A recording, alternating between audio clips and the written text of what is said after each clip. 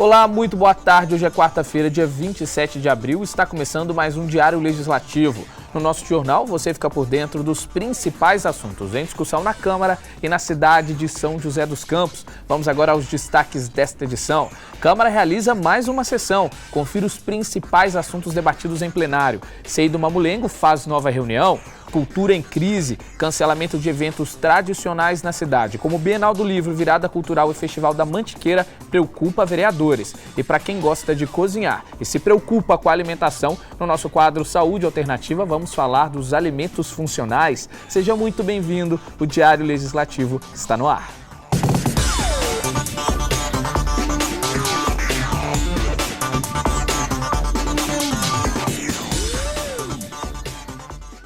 Os vereadores realizaram uma nova sessão na tarde da terça-feira. Muitos debates sobre temas importantes para a cidade fizeram parte do tradicional pinga-fogo. Lembrando que a sessão contou ainda com a apreciação de requerimentos e indicações. Educação, esportes e obras de pavimentação asfáltica foram alguns dos assuntos abordados pelos vereadores durante o tradicional pinga-fogo na 22ª sessão do ano.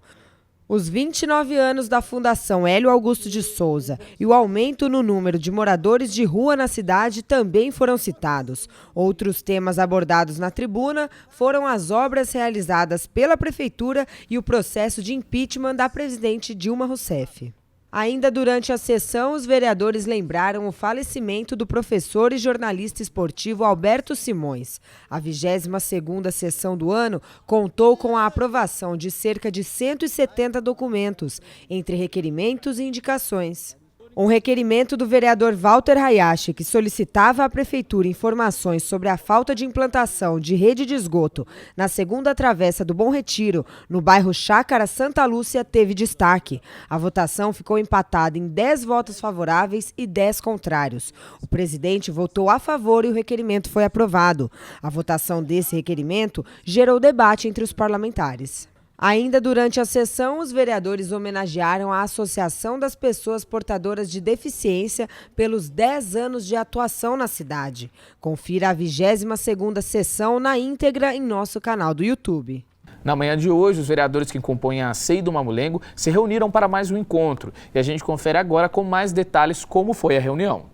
Os vereadores da Comissão Especial de Inquérito que investiga possíveis irregularidades no convênio firmado entre o Instituto Mamulengo Social e a Prefeitura se reuniram para analisar documentos enviados pela Prefeitura e pelo Tribunal de Contas do Estado. Entre os documentos, que somam mais de 5.500 páginas, estava a cópia da decisão do TCE, que apontou a falta da prestação de contas de cerca de R$ 880 mil pagos pela Prefeitura à entidade. Óbvio, é muito complexo para nós, num primeiro momento, fazer uma análise, uma avaliação dos documentos que foram ali juntados. Na reunião, foi autorizada a convocação do então presidente da entidade na época, Flauzínio Leandro Avelar, e do ex-gestor de contratos da Secretaria de Educação, Antônio Paiva. Eles devem ser ouvidos no próximo encontro. Também foram solicitadas à Justiça do Trabalho e aos sindicatos que representavam a categoria informações sobre processos trabalhistas que envolvem a instituição Mamulengo. Consta que muitos dos funcionários, embora a Prefeitura tivesse transferido verbas para pagamento dos funcionários, eles não teriam recebido as verbas rescisórias dos contratos existentes. Bem como também, por solicitação da vereadora Amélia, nós convidarmos os sindicatos que estão ligados à área, né? E também a Justiça Trabalhista, se existe alguma ação que tramitou ou tramita dentro do Fórum Trabalhista de nossa cidade ou mesmo na região. A próxima reunião está marcada para o dia 11 de maio, às 10h30 da manhã. A íntegra desta reunião você encontra no nosso canal do YouTube. Quem gosta de cultura deve ter se perguntado, sobre alguns eventos tradicionais que foram cancelados aqui em São José. A gente está falando da Bienal do Livro, da Virada Cultural e do Festival da Mantiqueira. Essa situação tem preocupado os vereadores que defendem a cultura. Neste ano, São José terá menos eventos culturais para a população.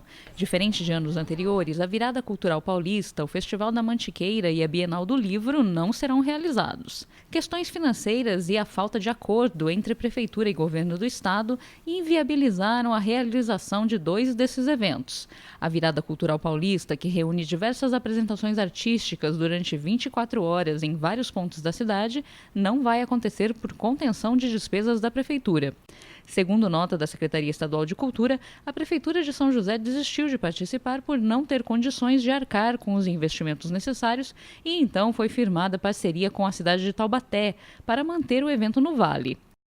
É uma pena, porque a Virada Cultural trazia cultura gratuita para os 4 cantos da cidade, né? E a gente enxerga um pouco de briga política nesse sentido, porque 10 anos de Virada Cultural, ela é uma ideia do governo do estado, mas é um projeto como tantos outros que acaba ficando sem bandeira, e sim é voltada para a população. A gente sabe que essa administração defende levar cultura aos bairros, né? Tentar tirar um pouco desse público grande, mas eu acho que uma administração, ela não tem que ter opção, ela tem que tentar atender todos os públicos. Toda a infraestrutura fica com o município. Aluguel de palcos, e tem que ser palcos enormes para aquela quantidade de show, a iluminação, colocar, até para vocês imaginarem, até o papel higiênico que é utilizado lá no pavilhão Gaivotas, a prefeitura banca tudo, a limpeza. E no momento em que a situação de crise está maior, desprender uma quantidade enorme, um volume enorme de dinheiro é muito difícil para o município. O Estado banca o cachê dos artistas, mas toda a outra resto da infraestrutura é bancada pelo município. Já o Festival da Mantiqueira, que leva ao distrito de São Francisco Xavier música e literatura há 8 anos, desta vez não receberá recursos do governo estadual. Por ser um evento lá em São Francisco, no nosso distrito, que tem um apelo muito grande com aquela população de lá, que acaba gerando divisas, recursos, então a prefeitura, de uma forma muito mais simples, está tentando fazer o Festival da Mantiqueira. E os moradores estão se organizando de maneira independente. A cidade inteira está se mobilizando para que não morra o evento, o que é uma atitude louvável, porque realmente é um evento que fez e faz diferença para o município, para o comércio, para a cultura brasileira e para a cultura local, que é importante. E eu acho que essa atitude vem acrescentar para a cidade. Porque só o fato de você não depender do governo estadual e não depender de governo nenhum, na verdade, de preferência, já é um avanço. A Secretaria de Cultura do Estado informou por meio de nota que o Festival da Mantiqueira cumpriu sua missão de disseminar o incentivo à leitura e fomentar o turismo cultural local. A partir deste ano, a pasta ampliará seu apoio ao Festival de Literatura Infantil de Monteiro Lobato e ao Festival Literário de Iguape.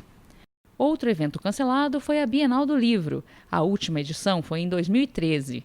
Em 2015 foi adiada para este ano, mas acabou cancelada pela Prefeitura. A realização da feira está prevista como evento oficial da cidade, aprovado pela Câmara, o que gerou críticas. O secretário da Educação me informou que o evento de 2015, a Bienal, ficou para 2016. E agora nós sabemos que ela não vai acontecer. É uma pena. É o pouco caso que essa administração tem com esse segmento literário, uma cultura que é muito importante, principalmente para as nossas crianças. E por isso o nosso pesar com essa administração que não vai realizar a Bienal do Livro. E no próximo bloco é hora da gente falar de saúde aqui no Diário. Você vai conhecer os alimentos conhecidos como funcionais. Eles são uma ótima alternativa para uma dieta saudável. É daqui a pouco.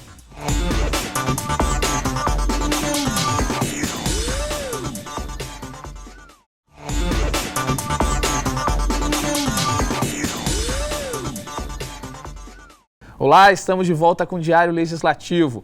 Toda quarta é dia do nosso quadro Saúde Alternativa. E hoje o assunto é gastronomia funcional. Uma chefe de cozinha apresenta para a gente algumas dicas de substituições e os benefícios de incluir os alimentos funcionais nas nossas refeições. Então, acompanhe o Saúde Alternativa.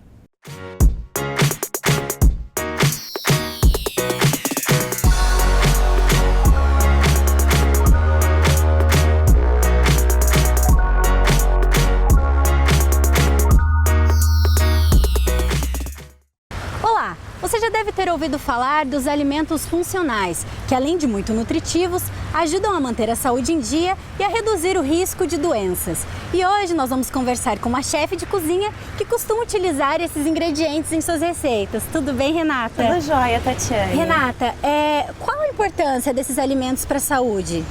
Olha, os alimentos, em geral, eles são extremamente importantes para a saúde, ainda mais quando são saudáveis, né? Que a gente fala da gastronomia funcional, que ela é voltada para cuidar da saúde. É diferente da gastronomia, eu falo da normal, que a gente senta no banco da faculdade e aprende. Na gastronomia funcional, o desafio de um chefe é criar soluções saudáveis, né?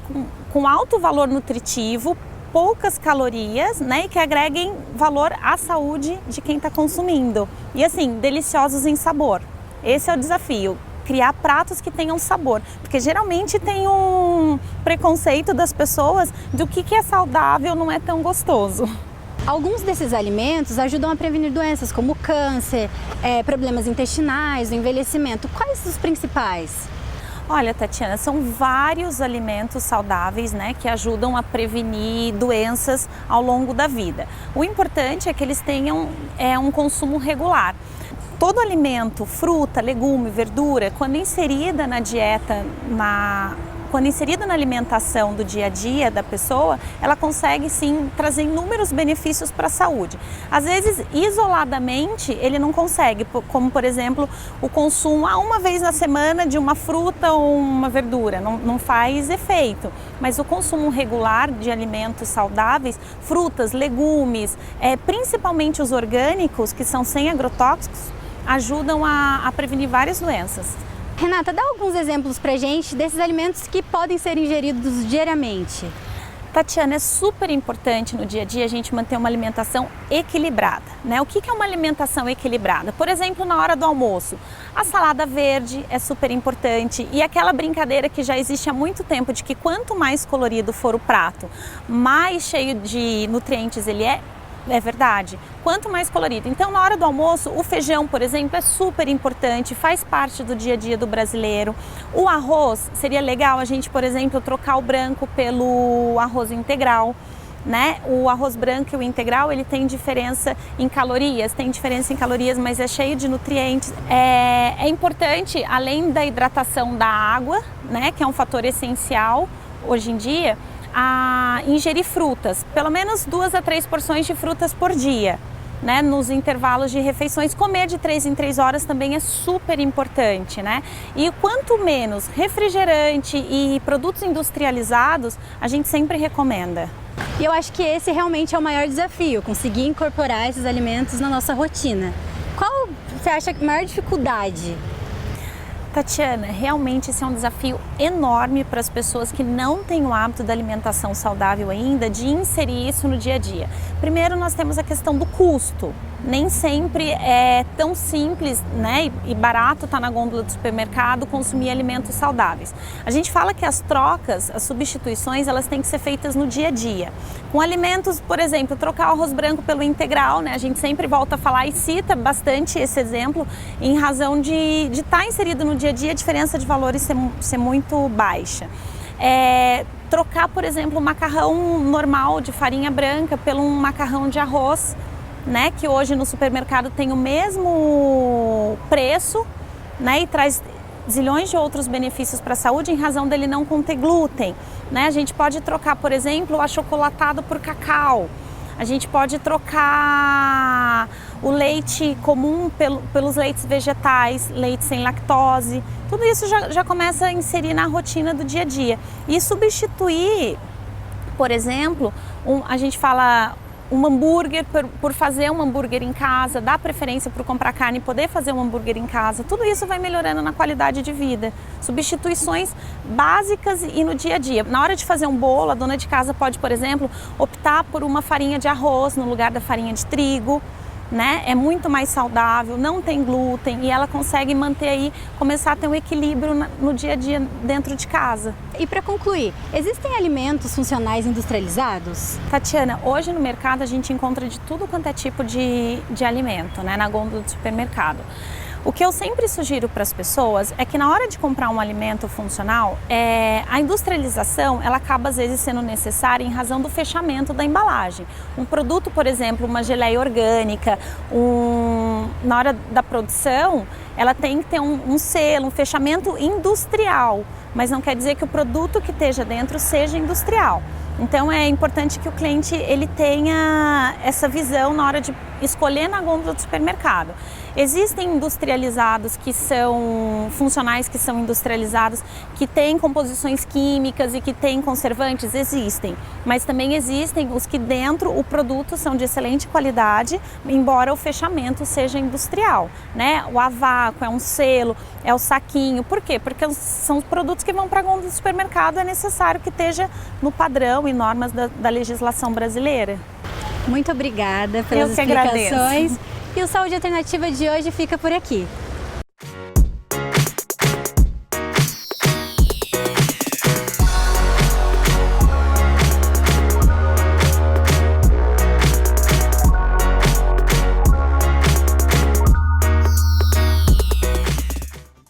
E no próximo bloco você acompanha o Giro Esportivo com notícias do esporte da cidade. As meninas da Águia fazem o último jogo antes da semifinal do Brasileiro. É daqui a pouco.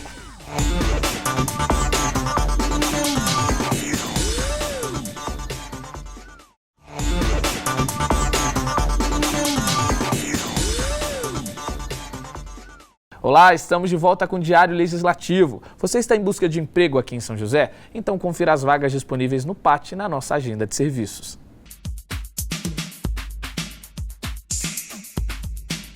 O PAT, Posto de Atendimento ao Trabalhador de São José dos Campos, tem oportunidades de emprego para diversas áreas. As vagas disponíveis são para ajudante de cozinha, assistente de logística, auxiliar administrativo, corretor de imóveis, costureira, empregado doméstico, jardineiro e tratorista. Para se candidatar é fácil, é só comparecer ao PAT levando o RG, o CPF, a carteira de trabalho e o cartão cidadão. O PAT fica na Praça Afonso Pena, número 175, no centro. E agora a gente fica sabendo quais são as atrações desta quarta aqui em São José na nossa agenda cultural.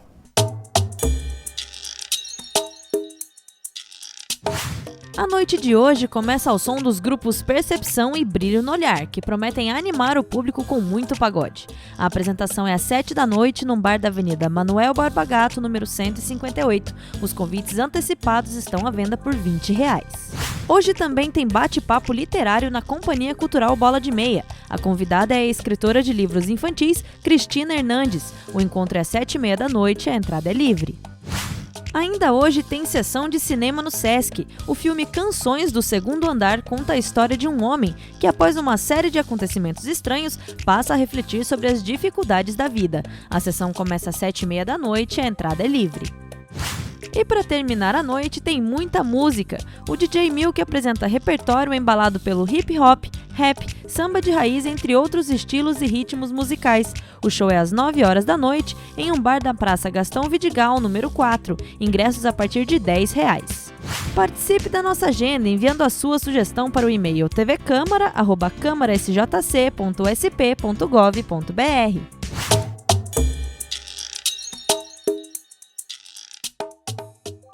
E parece que o frio está chegando, hein? É o que mostra a previsão do tempo para esta quarta e também para quinta-feira.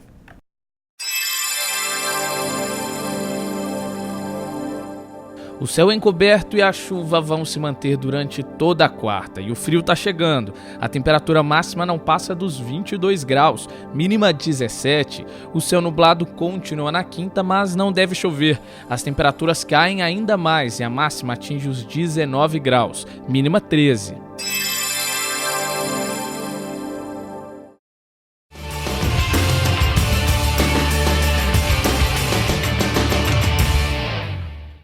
E o Giro Esportivo te coloca por dentro das novidades do esporte joseense. Hoje, as meninas da Águia entram em campo em busca de vantagem na semifinal. E também tem informações sobre uma competição de atletismo aqui em São José. O Daniel Melo tem todos os detalhes pra gente. Daniel, muito boa tarde. Olá, muito boa tarde, Lucas Guerra. Boa tarde também ao telespectador do Diário Legislativo. E hoje é dia de decisão para as meninas da Águia no Campeonato Brasileiro de Futebol Feminino. Elas encaram o Flamengo às 3 horas da tarde no Rio de Janeiro e decidem quem fica com o primeiro lugar do Grupo 6 e também as vantagens nas semifinais da competição. Isso porque o Flamengo tem 10 pontos e o São José tem 9 pontos e não podem ser mais alcançados pelo Corinthians, que tem 5, e pelo Iranduba do Amazonas, que tem somente 2 pontos. No outro grupo, no grupo 6, o Rio Preto disparou na liderança, tem 13 pontos, já está classificado, é o primeiro do grupo e tem aí a disputa da segunda vaga entre 3 equipes. A Ferroviária, que tem 6 pontos, o Foz Cataratas, que tem 5 e o São Francisco do Conde, que tem 4 pontos conquistados. O primeiro de um grupo encara o segundo do outro grupo e o São José luta pela vantagem nas semifinais e na final, se por acaso a equipe chegar até lá. Bem, para quem gosta de corrida, a primeira etapa do Duatlon do Vale e Corrida Super 5K está com inscrições abertas. O evento acontece no próximo dia 22 de maio, na Avenida Teotônio Vilela, e vai ter a disputa também por duplas nas categorias masculino e feminino, speed e mountain bike. Para você que gosta de corrida e quiser se inscrever, o site está aqui na tela, você pode entrar lá e fazer a sua inscrição. Bem, essas são as informações do esporte desta quarta-feira. Eu volto amanhã aqui no Diário Legislativo. Até lá, Lucas Guerra.